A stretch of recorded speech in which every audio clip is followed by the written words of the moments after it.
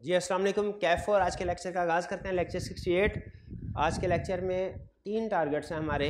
एक टेस्ट 8 की डिस्कशन जो एमसीक्यूज बेस्ड टेस्ट था, इसमें काफ़ी हद तक हम डिस्कशन कर चुके थे। 24 एमसीक्यूज कालमन, उससे ऑनवर्ड जितने एमसीक्यूज रह गए थे आज कंप्लीट करेंगे। फिर इसके बाद टर्म टेस्ट 1 की डिस्कशन होगी, ये कंप्लीट करेंगे। और आपको कल होम असाइनमेंट दी गई थी, होम असाइनमेंट मिली थी ना आपको व्हाट्सएप ग्रुप में, उस होम असाइनमेंट को भी डिस्कस करेंगे। पहले पार्टनरशिप के किसी भी टॉपिक में से कोई क्वेश्चन पूछना चाहते हो तो पूछ लीजिए, कोई भी क्वेश्चन। कोई क्वेश्चन नहीं?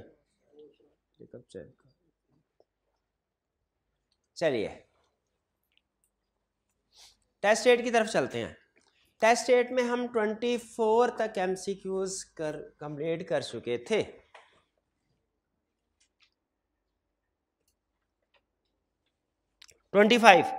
Conclusive evidence of A partnership is, conclusive evidence क्या है? Mutual agency, sharing of capital contribution लाजमी नहीं है। कुछ पार्टनर हो सकता है कैपिटल कंट्रीब्यूट करे, कुछ ना करे। पार्टिसिपेशन इन मैनेजमेंट भी जरूरी नहीं है, कुछ हो सकता है मैनेजमेंट में पार्टिसिपेट करे, कुछ ना करे। लेकिन अच्छा, इसी तरह प्रॉफिट शेयरिंग भी जरूरी नहीं है, क्योंकि कंक्लूसिव एविडेंस नहीं है। कंक्लूसिव एविडेंस यानी कुछ ऐसे केसेस भी हो सकता है जिनमें प्रॉफिट शेयरिंग हो रही होगी और वो पार्टनर नहीं है। क्या कुछ ऐसे केसेस है दुनिया में जिनमें प्रॉफिट शेयरिंग हो रही होगी लेकिन वो पार्टनर नहीं है? कौन कौन से केसेस हैं? एम्प्लॉय, लेंडर, रिटायर पार्टनर, बिल्कुल ठीक है। तो इसका मतलब है कंक्लूसिव एविडेंस। हाँ, म्यूचुअल एजेंसी कंक्लूसिव एविडेंस है, यानी हर पार्टनर दूसरे का एजेंट होना और प्रिंसिपल भी होना, ये लाजमी है। इसी वजह से तो एक पार्टनर अपने एक्ट से दूसरे पार्टनर को बाइंड कर सकता है और खुद भी हो सकता है। तो इसमें कौन सी चीज जरूरी है? कंक्लूसिव एविडेंस लाजमी है पार्टनरशिप के लिए, mutual agency, a option. 26 in a partnership at will a partner में retire with the consent of all other partners. नहीं, वो तो पार्टनरशिप एट विल होती नहीं है।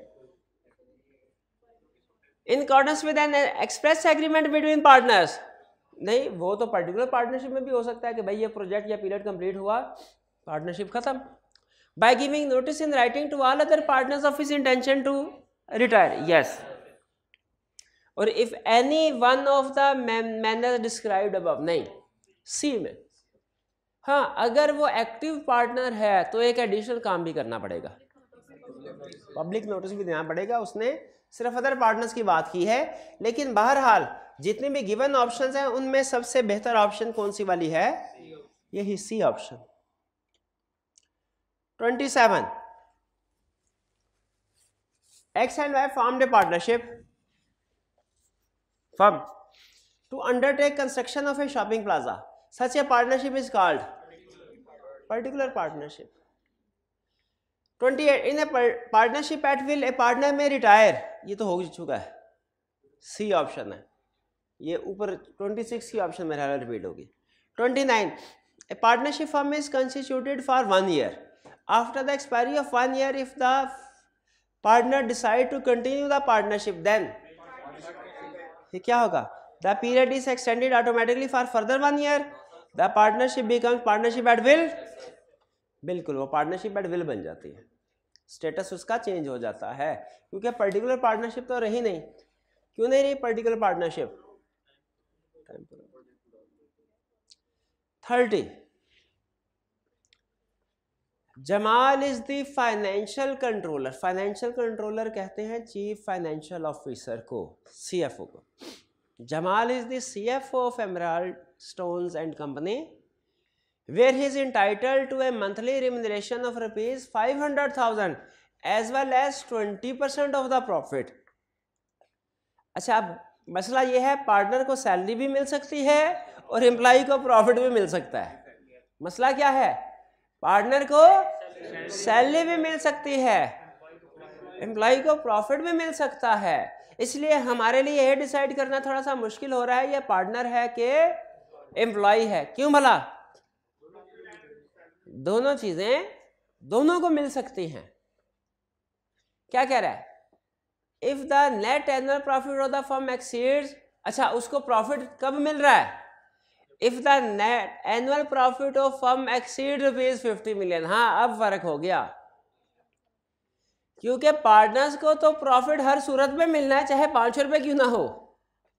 एम्प्लॉयज को प्रॉफिट उस सूरत में मिलता है जब वो एक सर्टन एग्री अगर किया जाए कि एक सर्टन लिमिट से ज्यादा प्रॉफिट होगा फिर मिलेगा, वरना नहीं मिलेगा। इसका मतलब है ये पार्टनर नहीं है। कैसे पता चला पार्टनर नहीं है?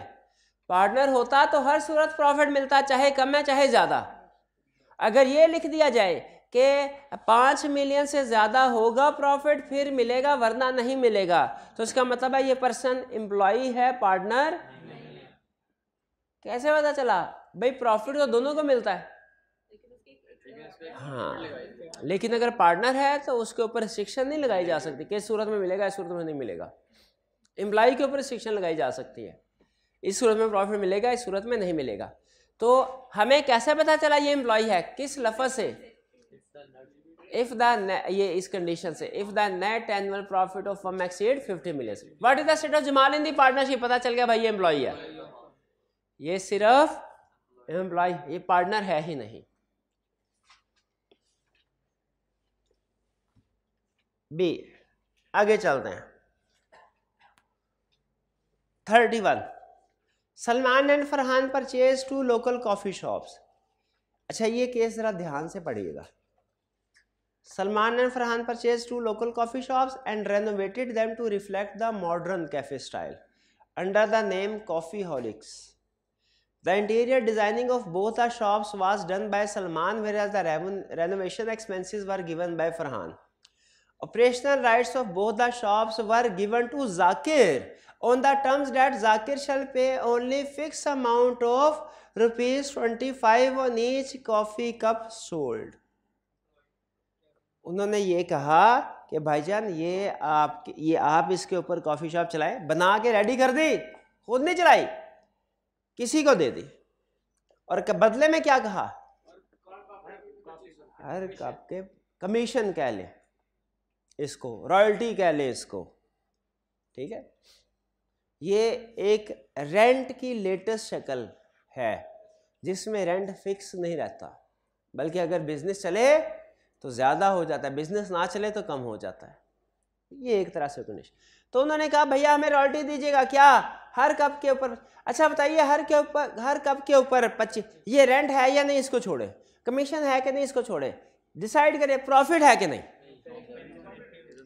प्रॉफिट नहीं है पक्का, बिल्कुल, ये रेवेन्यू है, ये रेवेन्यू है। अच्छा अब क्या हुआ? Salman and Farhan agree to equally divide the amount paid by Zakir amongst themselves. इसका मतलब है ये जो उससे रेवेन्यू आ रहा है उसको इक्वली डिवाइड कर रहे हैं। ये रेवेन्यू शेयरिंग तो है, प्रॉफिट शेयरिंग नहीं है, एग्री करते हैं? तो इसका मतलब ये सलमान फरहान जो है ये पार्टनर है कि नहीं? नहीं है, लेकिन चूंकि इस प्रॉपर्टी इन दोनों ने खरीदी है, ये उसके को ओनर तो है, पार्टनर नहीं है। In the above scenario Salman and Farhan are partners कि नॉट पार्टनर्स? अच्छा नॉट पार्टनर्स अब सी में भी है, डी में भी है। अब डिसीजन ठीक है, सी में भी डी में भी, हमने फैसला किस पे करना है? Decision not part because remuneration expenses were not paid by both of them. Not partner because arrangement does not constitute A partnership. ये ठीक है। तो करेक्ट ऑप्शन हमारी कौन सी हुई? डी। क्लियर जी? कोई प्रॉब्लम नहीं? चलिए ये हमारा टेस्ट 8 तो हो गया कंप्लीट। अब चलते हैं टर्म टेस्ट की तरफ। टर्म टेस्ट में हमारा सिलेबस क्या था, किसी को पता है?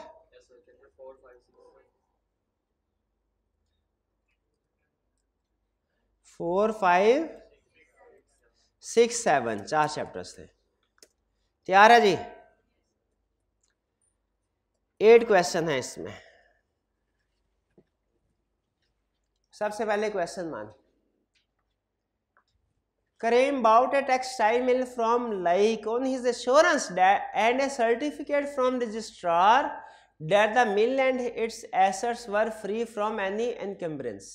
Encumbrance का मतलब किसी किस्म का कोई गिरवी नहीं रखवाया गया, कोई लोन नहीं लिया गया इस लैंड के ऊपर, इस प्रॉपर्टी के ऊपर, इस कंडीशन पे, इस एश्योरेंस पे ये लैंड बाय की गई, ये मिल बाय की गई।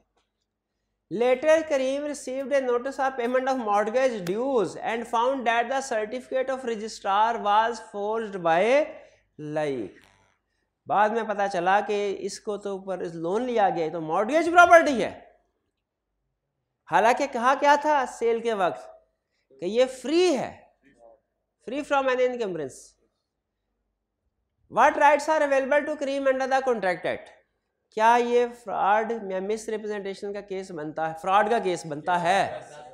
बिल्कुल बनता है। जानबूझ के जाली सर्टिफिकेट दिया गया, जाली सर्टिफिकेट गलती से थोड़ी बन जाता है, जानबूझ के बना और दिया गया है ना, तो ये क्या है? फ्रॉड। अब क्या राइट्स हैं? पहला right voidable at the option of Karim, चाहे रिसेंड कर दे चाहे कंटिन्यू कर दे। दूसरा राइट क्या है? एक तो कॉन्ट्रैक्ट वॉइडेबल, दूसरा डैमेजेस क्लेम कर सकता है। डैमेजेस क्लेम कर सकता है, चाहे रिसेंड करे चाहे रिसेंड ना करे, डैमेजेस क्लेम कर सकता है, रिसेंड करने पे भी और एक्सेप्ट करने पे। अब ब्रीच ऑफ कॉन्ट्रैक्ट, एक पार्टी अगर गुड्स या सर्विसेज टाइम पे डिलीवर नहीं करती, एग्रीड पार्टी के पास क्या राइट है? एग्रीड पार्टी के पास क्या राइट है? वो डैमेजेस क्लेम, एक तो ये राइट है ना, कॉन्ट्रैक्ट को रिसेंड कर सकता है, दूसरा रिसेंड करे तो भी डैमेजेस क्लेम कर सकता है, एक्सेप्ट करे तो भी डैमेजेस क्लेम कर सकता है। हाँ, एक्सेप्ट करते हुए बताना है कि भाई लेट आया है तो तेरी डिलीवरी एक्सेप्ट कर लेता हूं, डैमेजेस तेरे को देने पड़ेंगे। समझ आई बात? हाँ, इसमें एक पॉइंट ये लिख सकते हैं, अगर ऑर्डिनरी डिलीजेंस से ये पता किया जा सकता था कि ये फेक है, उस सूरत में ये वॉइडेबल नहीं होगा, ये वॉइडेबल नहीं होगा। एक बात लिख सकते हैं क्योंकि ये ऑप्शन में थी। क्लियर? कुछ समझ लीजिए। फोर्ज्ड बाय लाइक का मतलब है लाइक ने जालसाजी की, फोर्ज्ड का मतलब जालसाजी। जाली सर्टिफिकेट बना देते हैं ना लोग बात बात। तो जो रजिस्ट्रार का सर्टिफिकेट था जिसके ऊपर लिखा हुआ था, ये रजिस्ट्रार एक गवर्नमेंट अथॉरिटी समझे, इसकी तरफ से ये जब सर्टिफिकेट पेश किया गया कि ये प्रॉपर्टी फ्री है, किसी किस्म का इसके ऊपर गिरवी वगैरह नहीं रखी गई, वो सर्टिफिकेट जाली था जी। एक्टिव कंसीलमेंट में तो छुपाता है, ये छुपा थोड़ी रहा है, झूठ क्लियरली बोल रहा है। नहीं, आपको फैक्ट से ये नहीं पता चल रहा वो क्लियरली झूठ बोला है उसने, दूसरी पार्टी ने। कैसे पता चला है? लाइक ने एश्योरेंस दी है कि ये फ्री है और रजिस्ट्रार का जाली सर्टिफिकेट भी दिया है। ये छुप छुपा की बात थोड़ी हो गई, ये तो क्लियरली बात आ गई सामने कि जाली है, खुल्लम खुल्ला उसने फ्रॉड करने की कोशिश की है जी। इधर से भी कोई पॉइंट था?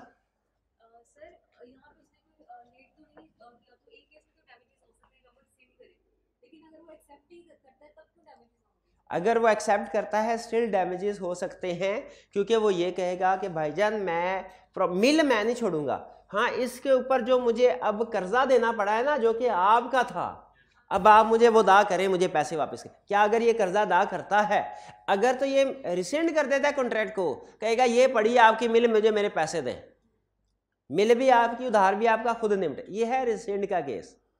और अगर वो इसको एक्सेप्ट कर लेता है तो इसका मतलब क्या? इसका मतलब ये नहीं है कि एक्सेप्ट कर लिया तो लोन भी खुद पे करेगा। मिल को एक्सेप्ट कर रहा है, लोन नहीं कर रहा है, तो वो लोन कहेगा दूसरी पार्टी दे, लाइक दे। अगर लाइक लोन नहीं देता तो इसको लोन पे करना पड़ेगा और ये बाद में लाइक से पैसे रिकवर करवाएगा। क्लियर हुई है बात? Question 2 part A, under the provisions of contract act 18 to list any three circumstances in which a party whose consent was obtained by misrepresentation cannot rescind the contract. एक example तो भी आपने बता दी, मैं बता देता हूँ. ऑर्डिनरी डिलीजेंस, ये मेरी एग्जांपल, बाकी एग्जांपल्स आप बताएं.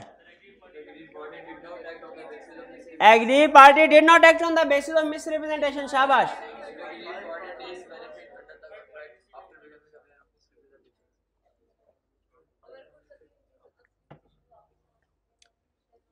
Aggrieved party took the benefit after becoming aware.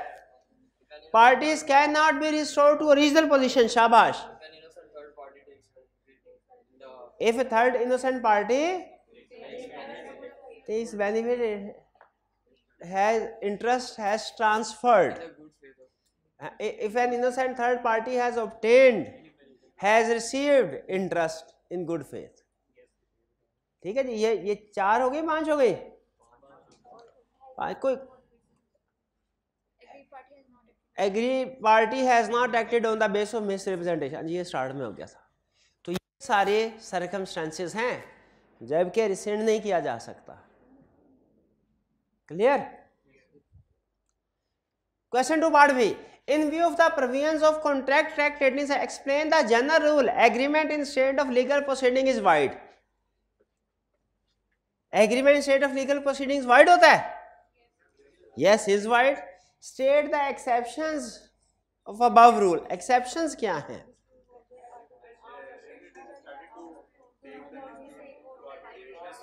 Arbitration, अगर पार्टी डिसाइड करें कि वो डिस्प्यूट को आर्बिट्रेशन में लेके जाएंगे. Out of court settlement. Selecting a court between 2 equally competent, कि लाहौर के कराची का कोर्ट में. Not to file appeal in upper court. शाबाश. 2 का पार्ट बी क्लियर. अभी आपकी फेवरेट केस स्टडी आ गई. बुशरा सिंगर वाले. Bushra entered into a contract with Akhtar, the manager of radio program, to conduct a show twice a week during the next 3 months. Agreement समझ आ गया? Bushra did not appear for the 6th show. She conduct. तो बताइए यहाँ, अच्छा यहाँ पे रुक के बताइए, यहाँ पे अगर क्वेश्चन खत्म हो जाता, अख्तर के क्या राइट्स थे?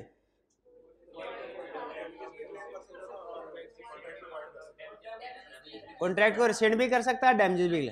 और बुशरा के क्या राइट्स? प्रीवियस परफॉर्मेंस के रिम्यूनरेशन क्लेम कर सकते. किस रूल की बेस पे? शाबाश, क्वांटम मेरिट. शाबाश. लेकिन कहानी आगे चल रही है. कह रहा है she conducted the next show but soon thereafter Akhtar rescinded the contract and inform her that her services were no longer required as she fail. अच्छा, सिर्फ एक चेंज, उसने कहा she conducted the next show. इससे case में क्या फर्क पड़ा? अख्तर की तरफ से इम्प्लाइड एक्सेप्टेंस हो गई. अब अख्तर रिसेंड नहीं कर सकता, लेकिन उसने क्या किया? Soon thereafter, Akhtar rescinded the contract and informed her that her services were no longer required, as she failed to conduct the 6th show. Narrate the rights of Akhtar and Bushra in the above situation. अब बुशरा के क्या rights हैं? Right number, अच्छा ये breach of contract का case है. Right number 1, Bushra previous जो performance है क्लेम कर सकती है. अब राइट नंबर 2, डैमेजेस क्लेम कर सकते हैं. फर्क समझ आया? पहले अख्तर डैमेजेस क्लेम कर सकता था क्योंकि अख्तर एग्रीड पार्टी था छठी नाइट में. अब बुशरा एग्रीड पार्टी है. क्यों? क्योंकि नेक्स्ट शो उसने एक्सेप्ट कर लिया था, उसकी तरफ से इम्प्लाइड एक्सेप्टेंस हो गई. अब बुशरा डैमेजेस क्लेम कर, कौन कर सकती है? बुशरा डैमेजेस क्लेम कर सकती है. ठीक है जी. हाँ, अख्तर के क्या राइट्स है? क्या अख्तर का कोई राइट है?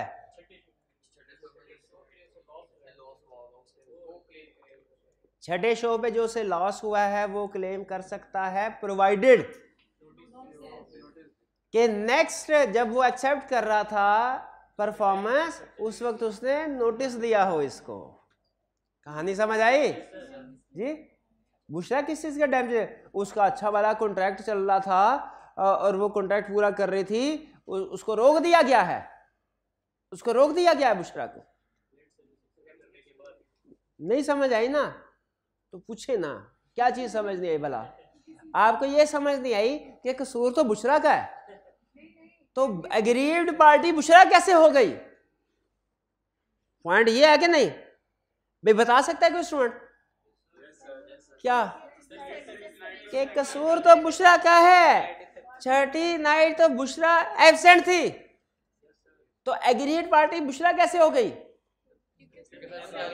क्योंकि अगला शो उसने किया तो अख्तर ने एक्सेप्ट कर लिया। अब जब अख्तर ने एक्सेप्ट कर लिया तो ये फिर वैलिड कॉन्ट्रैक्ट हो गया। कॉन्ट्रैक्ट में दरार आई थी, कॉन्ट्रैक्ट टूट सकता था, वाइडेबल था ना, दरार आई थी, टूट सकता। लेकिन अख्तर ने जब नेक्स्ट परफॉर्मेंस एक्सेप्ट की तो ऐसे ही है जैसे उसने एल्फी डाल के कॉन्ट्रैक्ट जोड़ दिया जी। हाँ, अब अख्तर जब ये कहेगा कि वो पुरानी परफॉर्मेंस की वजह से मैं कॉन्ट्रैक्ट ब्रीच कर रहा हूं, तो अख्तर गलत बात कर रहा है। क्यों? क्योंकि उस कॉन्ट्रैक्ट को उसने जोड़ दिया था, अख्तर ने खुद अपने हाथों से जोड़ दिया था उस कॉन्ट्रैक्ट को। अगर रिसेंड करना था उस वक्त रिसेंड करता जब वो एब्सेंट थी, अगली परफॉर्मेंस एक्सेप्ट ही ना करता, उस वक्त हम अख्तर का साथ देते। अब अख्तर का साथ नहीं देंगे, बुशरा का साथ देंगे। क्यों? वो एग्रीड पार्टी है, मजलूम का साथ देना चाहिए। इस केस के एंड तक कौन? यहां तक मजलूम पार्टी अख्तर था, हाँ, लेकिन यहां पे शी कंडक्टेड नेक्स्ट शो, तो अब अख्तर एग्रीड पार्टी नहीं रहा, अब दोनों बराबर हो गए। और फिर आगे जब कहानी बढ़ी, बाद में अख्तर ने रेसेंड कर दिया, अब अख्तर जालिम बन गया, मजलूम बन गया।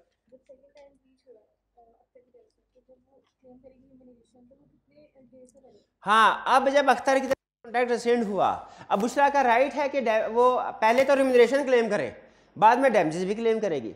रिम्यूनरेशन कितने अरसे की क्लेम करेगी? 5 + 6 नाइट भी उसने टोटल 6 परफॉर्मेंस दी हैं,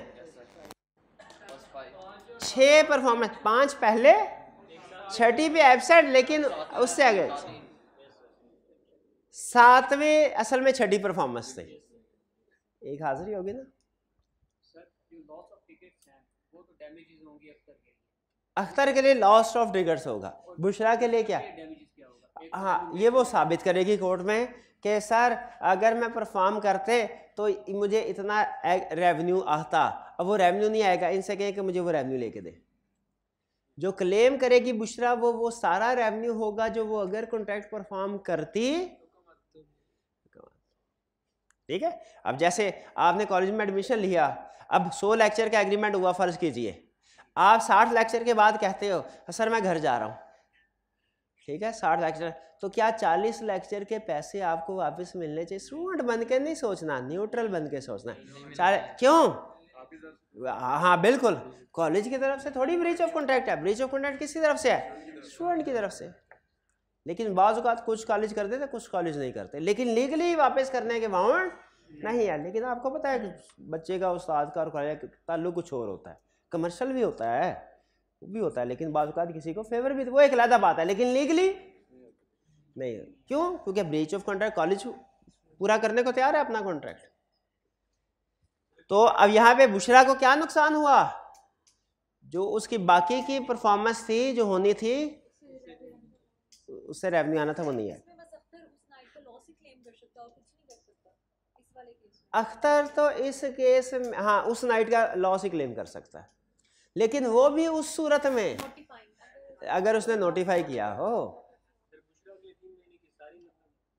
हाँ, सारी घर बैठे सारे पैसे आ जाए, बिल्कुल ठीक है, ऐसे ही होता। आप किसी के साथ 1 साल का एग्रीमेंट कर लें, ठीक है, उसके बाद अब जैसे हम टीचर का एग्रीमेंट इसी तरह, ये एग्जाम्पल है। हाँ, हमारा कॉलेज के साथ एग्रीमेंट होता है पूरे सेशन का कि वो सेशन में इतनी पेमेंट हमें करेंगे और हमने इतने घंटे पढ़ाना है। वो आवर्स होते हैं, 6 महीने के होता है सेशन हमारा, उसमें आवर्स होते हैं, नॉर्मली 350 आवर्स होते हैं, कम ज़्यादा भी हो सकते हैं, ये एग्रीमेंट पे डिपेंड करता है। अब कॉलेज की मर्जी, हम अगर फारिग भी टीचर बैठे हो ना तो हमें पूरे 350 आवर्स के पैसे मिलेंगे, हम चाहे फारिग भी बैठे हों हमें क्या होगा, क्योंकि हम कहेंगे सर हम तो फ्री हैं, हम तो फ्री हैं। ठीक है, अगर आप हमारा इस्तेमाल नहीं कर रहे तो ये आपकी नाअहली है, हमें तो पैसे मिलने चाहिए। ठीक है, उसी तरह बुशरा कहे कि सर सिंगर मुझे घर में बिठा दिया, उन्होंने बिठाया, मेरा कसूर थोड़े, मैं तो सिंगिंग के लिए तैयार हूं, तो उन्होंने ब्रेच किया है। मुझे तो हर जो एग्री हुआ था कि हर नाइट के इतने देना मुझे पैसे, मैं तो तैयार हूं सिंगिंग करने के लिए, सिंगिंग करवानी नहीं करवानी इनकी बात हमारा एग्रीमेंट हो चुका है। क्लियर जी क्वेश्चन 3। अब चलते हैं क्वेश्चन 4। तालिब, ये तो शायद हमने पढ़ा किया हुआ है क्वेश्चन, जिस तरह आप सोच रहे हैं भूल गया होगा। Talib was indebted to Bashir for rupees 10,000। इसमें सिर्फ मुझे ये बता दे इसको पढ़ के किसने किसके पैसे देने हैं? दोनों ने एक दूसरे के पैसे देने हैं। सुभान अल्लाह। ये है तालिब वाज इंडेटेड, तालिब इंडेटेड का होता था मकरूज, तालिब ने बशीर के पैसे देने हैं। On Talib's request Bashir agreed to accept Jahangir as his debtor in place of Talib. Talib ने कहा ए बशीर भाई, ए बशीर भाई, तालिब ने क्या कहा, ए बशीर भाई ये आपने मेरे से पैसे लेने हैं, मैंने जहांगीर से पैसे लेने हैं। क्या कहा तालिब ने, ए बशीर भाई आपने मेरे से पैसे लेने हैं, मैंने तालिब से पैसे लेने हैं, तो ऐसा करते हैं मैं दरमियान से निकल जाता हूं, आप डायरेक्ट एक दूसरे से लेन देन कर ले। इसे वो क्या कहते हैं अकाउंटिंग में, कॉन्ट्रा एंट्री नहीं, कॉन्ट्रा ये नहीं होता, कॉन्ट्रा होता है बशीर से ही पैसे लेने थे, बशीर को ही पैसे देने थे, ये कुछ और, इसको क्या करें, ये अकाउंटिंग में नहीं है, चले कोई बात नहीं। लेकिन क्या ऐसा हो सकता है कि हमने ए से पैसे लेके बी को देने हो और हम दरमियान से निकल के डायरेक्ट ए से कहे यार तू बी को दे दो? कह रहा है अच्छा ये बताइए ये कौन सी टाइप ऑफ कॉन्ट्रैक्ट होगा? Alteration, remission? क्यों अल्ट्रेशन क्यों नहीं? अल्ट्रेशन में पार्टी सेम रहती, ये पार्टी डिफरेंट है। शाबाश, शाबाश, शाबाश। Jahangir fail to make payment on due date. Jahangir ने ड्यू डेट पे, अच्छा तालिब ने बशीर ने एग्री कर लिया था, यानी ये बशीर ने तालिब को छोड़ के जहांगीर को पकड़ लिया। अब ड्यू डेट पे जहांगीर भाई fail to make payment on due date. Under provision contract you are required to explain whether Bashir can now demand payment from Talib. Talib से पेमेंट नहीं, क्यों नहीं? पुराना कॉन्ट्रैक्ट खत्म हो गया था। बिल्कुल, जिस वक्त नया कॉन्ट्रैक्ट हुआ पुराना कॉन्ट्रैक्ट था, पुराना कॉन्ट्रैक्ट परफॉर्म करने की जरूरत नहीं। Can not demand performance of old contract in case of novation. Promisor can not demand performance of,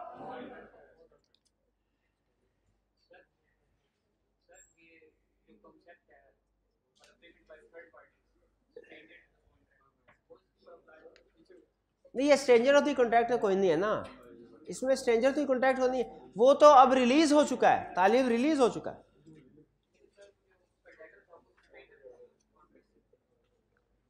ये तो बशीर को पहले चाहिए था कि वो इन्वेस्टिगेट करके देखता जहांगीर इस काबिल है कि नहीं कि मैं उससे एक्सेप्ट करूं एज डेटर। अब चूंकि दरमियान में से तालिब निकल गया तो बशीर तालिब से क्लेम नहीं कर सकता। अब नया कॉन्ट्रैक्ट किन के दरमियान में हुआ है? बशीर और जहांगीर के दरमियान में। अब तालिब से कोई अमाउंट रिकवर नहीं हो सकती। Next, briefly explain 5 rules regarding performance of reciprocal promise under the provisions of the contract. जिस तरह इसमें वो प्राइस नहीं मिलना क्योंकि आपने देख लिया प्राइस और वो रिवीजन भी कर ली। अब प्राइस इस पे नहीं मिलना। अब प्राइस किस पे मिलना है? Identify the situation in which consent is said to be free. Also the various, जो हाथ उठाना है हाथ, also various modes in which contract may be discharge. दो चीजें बतानी है। शाबाश। पहले बताना है कब कंसेप्ट, आपकी बारी इनके बाद। पहले बताना है कंसेंट कब फ्री होगी और फिर बताना है मोड्स ऑफ डिस्चार्ज। शाबाश। When parties agree on the same thing in the same sense, तो वो तो कंसेंट है। मैं तो फ्री कंसेंट, कोर्शन नहीं है, अनड्यू इन्फ्लुएंस नहीं है, मिस्टेक ना हो, फ्रॉड ना, मिस रिप्रेजेंटेशन, ये ठीक है। फ्री कंसेंट इन्हीं 5 में नहीं होता, बिल्कुल ठीक है। अब अगला मोड्स ऑफ डिस्चार्ज, ना ना ना ना, बाय परफॉर्मेंस। अब आपने गलती ढूंढनी है। By performance, by breach of contract, subsequent impossibility, anticipatory breach था, एक म्यूचुअल एग्रीमेंट भी था। इसकी कुछ मजीद टाइप्स भी थी, कुछ 3 या 4 बता दीजिए। कौन कौन सी?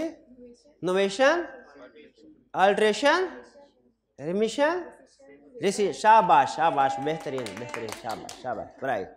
अब उम्मीद है कि जिन्होंने ये 5 का रट्टा लगाया था भूल चुके होंगे, इसलिए अब question 5, briefly explain 5 rules regarding performance of reciprocal promises. पहला, दूसरा, तीसरा, चौथा number. Liability in case of joint promise, reciprocal promise पूछ रहे हैं, कोई बात नहीं, एक और मौका, ठीक है, दोबारा सोच लें। Liability in case of default, भाई ये कैसे 5 rule regarding performance of reciprocal promises, mutual and concurrent, mutual and dependent. वो हेडिंग बताए ना, हेडिंग, वो जो सेंटेंस फॉर्म में थी हेडिंग। हाँ, व्हेन को सही है, सही है। When promises are to be performed simultaneously. यार ऐसे ना करें, चांस कर रहे हैं इधर से। एक मिनट, आहिस्ता आहिस्ता, जी जी, शाबाश। पहला simultaneous, when promises are to be performed simultaneously, order of performance is fixed, order of performance is not fixed, legal और इलीगल एग्रीमेंट। अच्छा, निगलेक्ट, रिफ्यूजल और निगलेक्ट बाय प्रॉमिस। अच्छा, ये 5 तो हेडिंग थी ना, हेडिंग थी। इनमें से कोई से 3 एक्सप्लेन करने हैं, लेकिन ये भाई जो कहेंगे वो एक्सप्लेन करना है। पहले भाई किसकी एक्सप्लेन है? प्रॉमिस इज निगलेक्ट, एक्सप्लेन कीजिए। नहीं, गुस्से से ना देखिए उनको, ये मेरा सवाल है, उनका नहीं है। बताइए, प्रॉमिस इज निगलेक्ट। शाबाश, हिम्मत करे को नहीं बता दें क्या प्रॉमिस इज निगलेक्ट क्या है?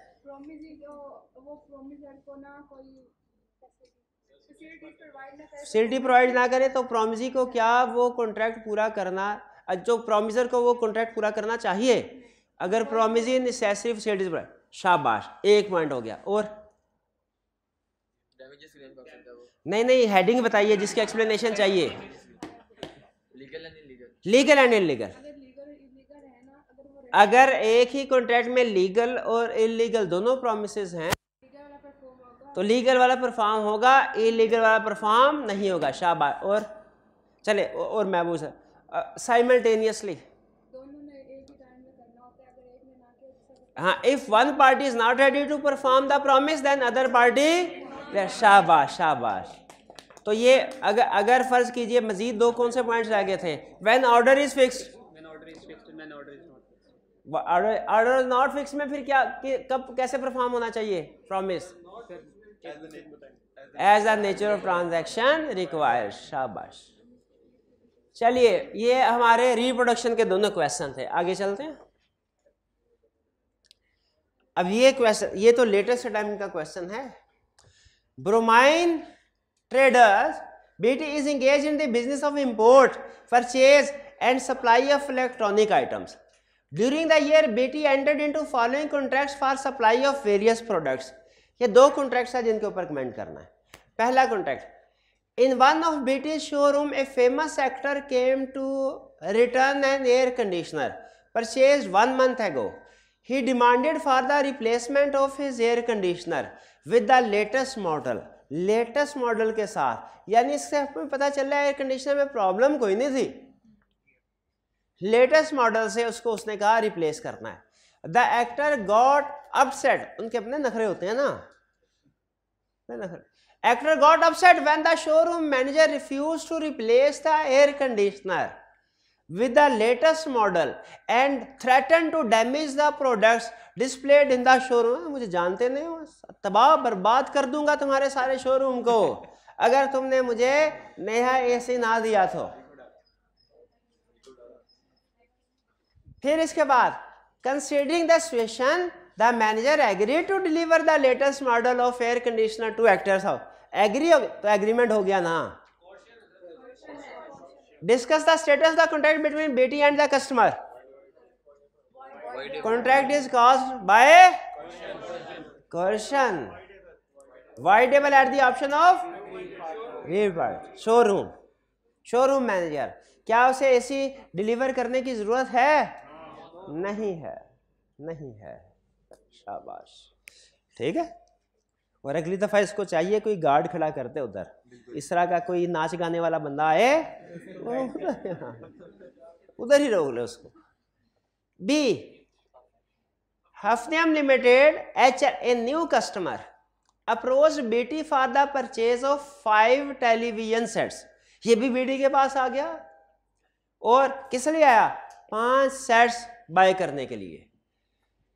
BT agreed to supply the television sets on 6 March 2022 at a discount of either 10% or 50% on retail price to be finalized at time of delivery. Uncertain कैसे? और 10% कंफर्म नहीं है। 5% के 10% के 15%। यह आई कैप ने इसी कंसेप्ट को एक छोटी सी केस स्टडी की शक्ल में पूछा था कि एट ए प्राइस ऑफ ₹500 और 1000, याद है? तो हमने क्या कहा था? प्राइस फाइनल नहीं है, सर्टन अनसर्टन। अच्छा, एक कंसेप्ट होता है प्राइस का जिक्र ही ना होना, वो वैलिड कॉन्ट्रैक्ट। क्यों वैलिड कॉन्ट्रैक्ट होता है? कोड उसमें रीजनेबल प्राइस है बहुत। एक होता है 5, एक की बजाय 2, या तो एक प्राइस इंक्लूड हो आइडियल सोल्यूशन, या कोई भी प्राइस ना लिखे रीजनेबल।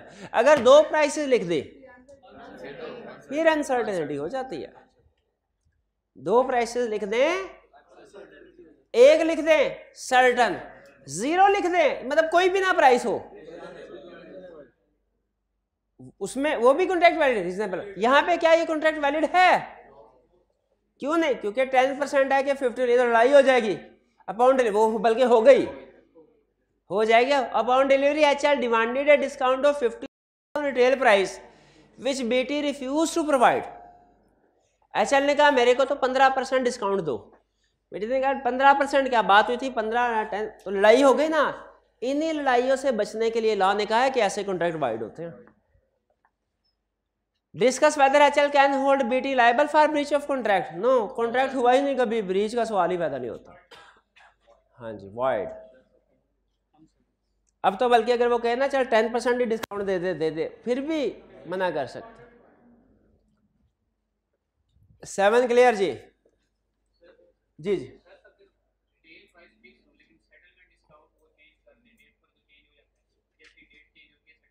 देखिए, प्राइस चेंज कर सकते हैं दोनों म्यूचुअल एग्रीमेंट के जरिए, लेकिन यहाँ पे उनका म्यूचुअल एग्रीमेंट हो ही नहीं रहा ना। अगर डिस्काउंट फर्ज कीजिए कुछ भी ना होता और बाद में वो सेटलमेंट डिस्काउंट कहते चल 10% दिया, 20% दिया, तो ठीक है, वो हम कहते हैं दोनों पार्टीज एग्री होगी, कॉन्ट्रैक्ट में अल्टरेशन हो सकती है चाहे पहले प्राइस फाइनल हो भी गई है। 8, तारिक वाज सीरियसली इल। तशवीशनाक हालत थी उसकी। And needed money for his operation, और ऑपरेशन के लिए पैसे चाहिए थे। Murad agree to lend him ₹100,000 at 15% per annum. मुराद ने कहा 1 लाख देता हूं तुझे 15% पर एनम पे। The rate of interest prevalent in the market was 10% per annum. Later, Tariq refused to pay interest in excess of 10%, claiming that he entered into agreement under undue influence of Murad. उसने कहा market में 10% rate चल रहा था, मैं पागल था 15% बोल रहा, मैं तो इसके प्रेशर में आ गया। Do you agree with Tariq? Explain with the appropriate reason. तो बताइए क्या डेटर और क्रेडिटर में undue influence हो सकता है? हो सकता है, ला प्रिज्यूम नहीं करता, साबित करना पड़ेगा। क्या डेटा, देखिए दुनिया के किसी भी दो लोगों के दरमियान में अनड्यू इन्फ्लुएंस हो सकता है, लेकिन कुछ रिलेशनशिप में ला प्रिज्यूम करता है, कुछ में प्रिज्यूम नहीं करता, कुछ में प्रिज्यूम नहीं करता। वैसे अनड्यू इन्फ्लुएंस में नॉर्मली वो रिलेशनशिप होता है क्लोज, लेकिन ये लाजमी नहीं है, ये बताया हुआ ना। अनड्यू इन्फ्लुएंस में नॉर्मली रिलेशनशिप होता है ना पार्टीज का, क्लोजली रिलेटेड होती हैं, लेकिन हर जगह पे ये हो लाजमी नहीं है। कुछ एग्जांपल बता सकते हैं ऐसी? हस्बैंड एंड वाइफ, उसमें तो रिलेशनशिप है, जिनमें क्लोज रिलेशनशिप ना हो फिर भी अनड्यू इन्फ्लुएंस एक्सरसाइज किया जा सकता है। लैंडलॉर्ड टेनेंट अनड्यू इन्फ्लुएंस नहीं होता। अरे डॉक्टर एंड पेशेंट रिलेशनशिप नहीं है क्लोज, लेकिन अनड्यू इन्फ्लुएंस है। टीचर एंड स्टूडेंट रिलेशनशिप में अनड्यू इन्फ्लुएंस है। Doctor and patient, police officer and accused, lawyer and client. हाँ जी, रियल एंड अपेरेंट अथॉरिटी में तो इसमें अनड्यू इन्फ्लुएंस ला प्रिज्यूम नहीं करेगा। हाँ, तारीख को साबित करना पड़ेगा। अगर तारीख साबित कर देता है तो फिर अनड्यू इन्फ्लुएंस है। क्लियर? चलिए, ये हमारा टेस्ट सेट भी डिस्कस हो गया। अब चलते हैं प्रैक्टिस क्वेश्चन।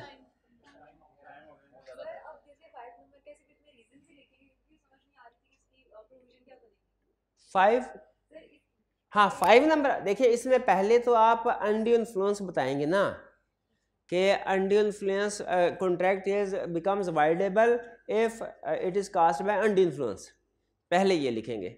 फिर लिखेंगे कि अनड्यू इन्फ्लुएंस ला कुछ रिलेशनशिप में प्रिज्यूम करता है, कुछ में नहीं करता। एक दो एग्जांपल दे दें। फिर डिसीजन में या बेसिस, ये रेलिवेंट लीगल प्रोविजन है, decision and bases of decision में फिर आप ये लिखे, चूंकि ये रिलेशनशिप डेटर क्राइटेरिया का है, इसमें ला अनड्यू इन्फ्लुएंस प्रिज्यूम नहीं करता, इसलिए तारीख को साबित करना पड़ेगा। इफ तारीख प्रूव्स अनड्यू इन्फ्लुएंस तो फिर ये रिसेंड हो सकता है कॉन्ट्रैक्ट, और अगर तारीख अनड्यू इन्फ्लुएंस को प्रूव नहीं कर पाता तो फिर कॉन्ट्रैक्ट वाइडेबल नहीं। अहम चीजें जो आपने इस क्वेश्चन में सोल्यूशन में लिखनी है, पहली चीज डेटर और क्रेडिटर में अनड्यू इन्फ्लुएंस प्रिज्यूम नहीं होता, मोस्ट इंपोर्टेंट। हाँ, बर्डन ऑफ प्रूफ की बात भी लिख सकते हैं, ठीक है। दूसरा, ये तारीख को साबित करना पड़ेगा, क्या time of contract undue influence exercise किया गया था। फिर इसके बाद दोनों पॉसिबिलिटीज, इफ तारीख साबित कर देता है तो क्या होगा, और तारीख साबित नहीं करता तो क्या होगा। अगर तारीख साबित कर देता है कि अनड्यू इन्फ्लुएंस था, फिर 10% पे पेमेंट करेगा, वरना 15% रेट ऑफ इंटरेस्ट पे पेमेंट करना पड़ेगी। क्लियर जी? चलिए, अब है हमारा प्रैक्टिस क्वेश्चन की डिस्कशन।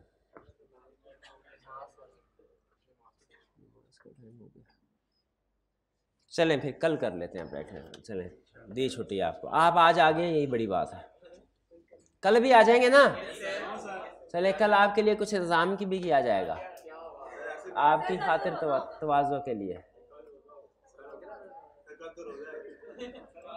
चले, नहीं आज नहीं, आज का लेक्चर यहाँ ख़त्म करते हैं हम। अल्लाह हाफिज़।